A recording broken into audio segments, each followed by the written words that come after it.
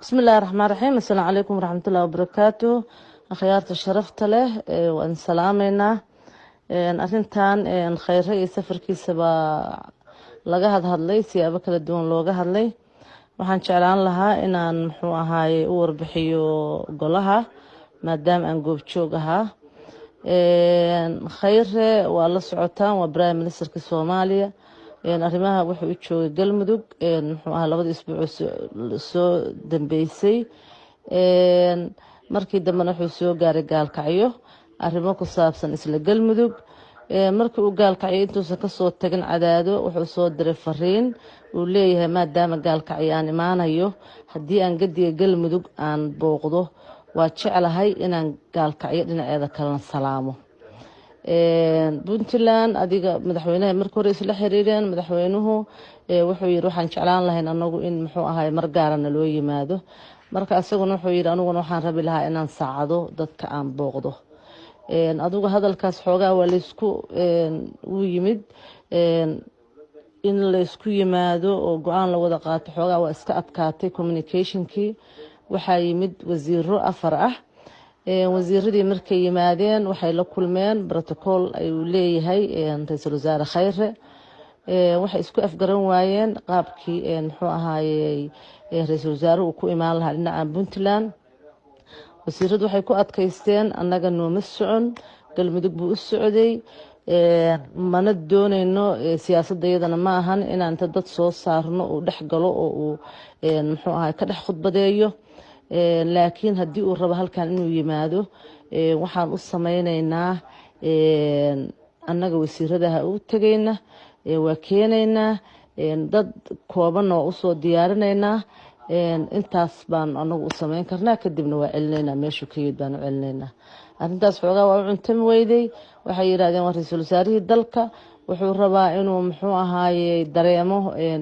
inay gaalkacyo ka tahay magaalooyinkii uu muxuu ahaayey ra'iisul wasaaraha u ahaa oo kale wuxuu rabaa inuu dadka u tago wuxuu rabaa inuu mashaariicda socota booqdo wixii uu ka qaban karo uu ka qabto waxaan rabnaa inuu dadka shaah la cabo wasiiradu waa diideen arrintaas xoogaa waa adkaatay waa soo dhexgalnay ismida puntland qaarkood iyo anigu saaka aroortii baa waxaanu tagnay hotel aljazeera waanu la fariisanay xoogaa dhexdhexaadin baan sameynay waxaanu niri ninku waa ra'iisul wasaarihii dalka dalkuna ma kala aha yani ma kala laha muxuu ahaaye xuduudo ma kala laha arrimo siyaasan annaga kala hadli mayno laakiin ninkan u ogolaada inuu magaalada yimaado dadka booqdo arko ciddu asagu awalba muxuu ahaay sheekay wadeene ciddu asagu uu waxu ballanqaadayo u ballanqaado muxuu ahaay asaguna ku qanca sidaa annaga si aysan sadbaag noogu yeelan oo hadhow mustaqbalka aanan u dareeminin muxuu ahaay waxaa loo diiday inuu yimaado dhinacii puntland inuu yimaado dadkana waa taqaanaa cidna ma xukunto marka waxaan niri intii odayaal iska socday inta tagaan ay baraxle ugu tagi lahaayeen intii dhalinyaro ugu tagi lahayd wayna ugu tageen of course intii dadku inta yaacaan halkaas marti ugu noqon lahaayeen dee sharaftaha laga xigo ha yimaado meeshiisa cidna waxba yeeli mayo annaga muxuu ahaa garaada nooga qaadi mayo arrimo siyaasadeed kala hadli mayno adigu wasiirada aniga iyo isimadu aad baan u cuslaynay waxaanu niri nimankan ha loo fududeeyo waa ceeb ilaa iyo shalay in laysku jiijiito ha yimaado iyo ma imaanayo markii dambe waxaan isla go-aansanay in muxuu ahaaye uu yimaado marka hore madaxtooyada yimaado dad loogu diyaariyo ilaa dhowr boqol ah ururada qaybaha bulshada ah kadibna uu garoonka booqdo istaalka booqdo jidka booqdo meelahaas booqdo jadwalkan waa midka aragteen oo warqadiisu ay sidaa tahay markii dadkii la diyaariyey oo dadkii qaarna lagu diyaariyey muxuu ahaayey meeshii madaxtooyada ahayd lagu diyaariyey garoonkiina dhalinyaradii soo buuxisay maadaama dhalinyaradu waa iska taqaanaan garoonkoodana waxay rabeen in muxuu ahay contribution ay uga helaan agayna de waa iska ogtahay dhalinyaro waxay iska rabtaa soo dhaweyntaas iyagoo siyaasad uma jeedaan garoonkii dhalinyaradu waa soo buuxiyeen markii ay soo buuxiyeen ballantu waxay ahayd 9 saac iyo bar in muxuu ahay ay ugu tagaan wasiiradu ay ugu tagaan meesha uu degan yahay ka soo kaxeeyaan meesha shirka la keeno marka shirka 6 barka ay tahay garoonka booqdo marka istaalka meelaha la sii marmariyo marka ay 9 saac iyo barkii oo asagiina la bisan yahay oo diyaar yahay oo wasiiradii sugayaan baa wasiiradii war keeneen waxay dhaheen war baa naga soo gaaray garoowe kulli dawladooda la soo hadashay waxaa la yiri magaalada 2 baawur oo qaraxa ku jira shirarkii oo dhaha la kansal gareeyo 2 baawur oo qaraxa ku jira markii hore dadka run bay u wada qaateen laakiin arrimihii markii dambe inay arrin siyaasadeed tahay oo lala soo hadlay oo la yiri shirka hala baajiyo baa loo qaatay haddana waa uu ku noqonay waxaanu niri karaama darro waaye isimadii iyo annagii iyo wasiiradii intaanu dadkii siinay go ahead oo kaalaya niri oo aanu niri 9 saac bar ra'iisul wasaaraha waa loo tagayaa waa la soo kaxaynaya madaxtooyadu seexanaya casha loogu sameynaya halkaasaana muxuu ahaa bari ka dhoofaya aanu niri de waa ceeb qarax haduu rabo ceebta qaraxa iyo ceebta daran iyo muxuu ahaa yes no ceeb waaye marka waxaan dhahnay dadkan ha loo tago oo shirarka yaan la baajin may baa la yiri go'aankaas waa cad yahay magaalada security threat baa ku jira shirarka ha la baajiyo kii madaxtooyada aan baajinay waxaan aragnay dhalinyaradii inay isabaabuleen meesha soo buuxiyeen sida sawirkaas adin soo diray arkaysaan markii ay muxuu ahaa buuxiyeen anagu niyad jabna ma rabno karaama darana ma rabno gobolkaana waxa waaye waxaan u joognaa interestigiisa inaan shacabkayga niyad jabina ma rabno in uu nagu reebo raad kale nagu reebo iyo cuqdad iyo muxuu ahaay waaba meeshan loo ii diiday iyo marmarsiyo iyo dhalinyarada laftirkooda ay kacaan oo yiraahdaan xorriyad baana la ka qaaday daraadeed anigu waa diiday in muxuu dhalinyarada la kala dareeriyo muxuu ahaay waxaan wasiirada mar labaad ku khasabnay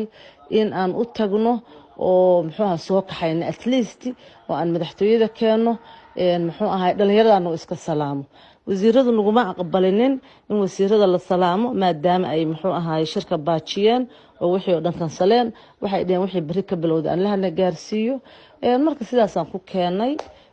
muxuu ahaay wasiiradu raali kama ahayn laakiin de option bay noo noqotay inaanan ceeboobin oo karaamada naga lumin wasiiradu waxay ku noqonayaan garoowe ra'iisul wasaaruhu waa dhoofiya dadka gobolka joogaya oo de ceebtu qabanayso oo martidu ay ceebtoodu qabanayso waa isimada iyo dadka iyagan anagu jooga waaye anagu saasaan u geynay haduu la qosli lahaa iyo haduu u gaalkacyeyn lahaa iyo haduu la shaacireyn lahaa ujeedkaygu wuxuu ahaa inaan meeshan siyaasad iyo waxba jirin dhalinyaradaas ha farxaan anaga dhalinyarada iyadoo naga xumaan ayagana waxba u ballan qaaday wuxuu yiri isbartibada ay la dhameystiraya meelaha kalena wuu tagi kari lahaa laakiin nasiib daro markii aan ka soo noqonay si ballantu ay madaxtooyada la tagay oo ay ahayd inuu dego oo boorsooyinkiisa alaabta u saaraayeen waxaa la yiri madaxtooyada ma degaysid meesha ka timid ku noqo sidii buu u noqday deegaankiisii buu aaday laakiin de at least one step forward baa dhacay ugu yaraan yani chaoskii jiray oo dadka qaarkood waa mudaharaadayna waa wareey ra'iisul wasaarihii baa la diiday annaga laftirkayga magaaladan amnigeedu wuxuu nagu yahay qaalib uu nagu yahay meel fog baan ka soo qaadnay 2 sano xoogaa aad buu u fiicnaa maanan rabin in mudaharaadiyo iyo balaayo iyo xabado iyo yani intaas ay dhibaato nagu abuurto laakiin intaas relief bay ahayd ciyaalkii tareetna ma dhicin xabadana ma dhicin sidiiba iskula muxuu ahaaye shaacireeyeen waa la kala dareeray sidii baa lagu tagay asna cidiisiiba ku noqday laakiin de waxay ahayd arinta ugu foosha xun oo dhacday waxay ahayd madaxtooyadii oo inta loogu tagay la yiri ra'iisul wasaare madaxtooyada degaysa oo la keenay oo soo dhex istaagay oo baawurka meesha irdeeda soo istaagay in la yiraahdo degi mayso orotag inta ayaa mushkilad dhacday de muxuu ahaaye de ceebtaas iyo fadeexadaasna kulli ragaalkacooda dhan ay saaran tahay qaybna waa iska muxuu ahaay hadda cuqdad badan ma uusan qabinin waa ka raali gelinay meeshiisiibuna ku noqday guriga galabta ka soo guuray buu ku noqday saasayna ku dhacday marka hadday saxayadii hadday fiicnaan lahaydba sidaas arrinta u dhacday dee waxyaabaha muxuu ahaaye loo baahan yahay in golahan oo kale loogaga hadlo oo xal laga gaaro na way fiican tahay puntland horey baan u sheegnay waxa waaye inay ama federaalka banaanka ka marto oo aysan waxba ku darsan oo wasiir ka aadin oo agaasimo ka aadin oo qof shaqaalaha ka aadin oo aan isku filnaano iyo inaan la macaamilno waxba kama dhaxeeyaan marka xamarna waa jira lug baan kula jira halkaana waa jira waxana waa diidaya yes no waxaas ma shaqeynayso waa qodob loo baahan yahay waxyaabahan oo kale in halkan loogaga hadlo de kulli muxuu ahaayay raad waan ugu yeelanaysaa ama haday noqon lahayd diidmadan iyo objection kan hada madaxtooyada loo diiday iyo anaga laftirkeena kala qaybsanaanta aan kala qaybsanay oo ah dad raadinayay in magaalada amnigeeda iyo nabadgelyadeeda iyo dadka ishaysigooda laga shaqeeyo iyo intaas waxa joogay nin oo reer Puntland ah taliyihii booliska joogay oo reer Puntland oo nagu cawday oo la wilmaaday reer maradaha naga ridnina waxa joogay aqoon-yahano reer Puntland waxa joogay kumanaan kaleeto oo ayaguna saraakiil ah taliyihii kulligood oo le anagu reegaalka aan ka soo jeedna waxa joogay muxuu ahaayay niman kale oo elite oo ayaguna ka soo jeeda xaq oo iska dhigay reegaalka inay dad soo dhaweyn karaan maradaha naga ridnina ay yiraahdeen wallahi waxa iska ahayd xaalad ka adag bay ahayd oo xarasha wasiiradan aniga dambi ma saarayo waa niman shaqaale ah waaye junior waaye de waxa weeyaan waajibkoodii amar baa la soo siiyay amar hadii la soo siiyana waxa weeye de muxuu ahaa ismada gobolka jooga iyo shacabkayga anaga muxuu ahaa dadkayga waayeelka gobolka jooga de anaguna go'aan waa qaadan karnaa waa dhigi karnaa waxyaabaha masiiriga ah oo gobolka de waa qaadan karnaa dawladuna waxaan leenahay hadhowto anaga waa dawladayadii raali baan ka nahay arrimaheedii siyaasadeeda inaan galno rabno laakiin wixii anaga amnigayaga iyo shacabkayaga iyo dadkayaga noo keeni kara intaas oo kale amni daraa noo keeni kara ama consequence xun noo keeni kara bari ka maalin oo la leeyahay dadkii diiday muxuu ahaa martigelinta waa qaadanaynaa de waan ku faraxsanahay aan ka wada hadalno laakiin ma jiraan wax kale intaas idin sheegay waaye waxaan jeclaan lahaa yani hadii laga doodayo saas in looga doodo laakiin waxa ma jiraan anaga goob joog ahayn from the beginning to the end inta sidaas ah. Assalaamu calaykum.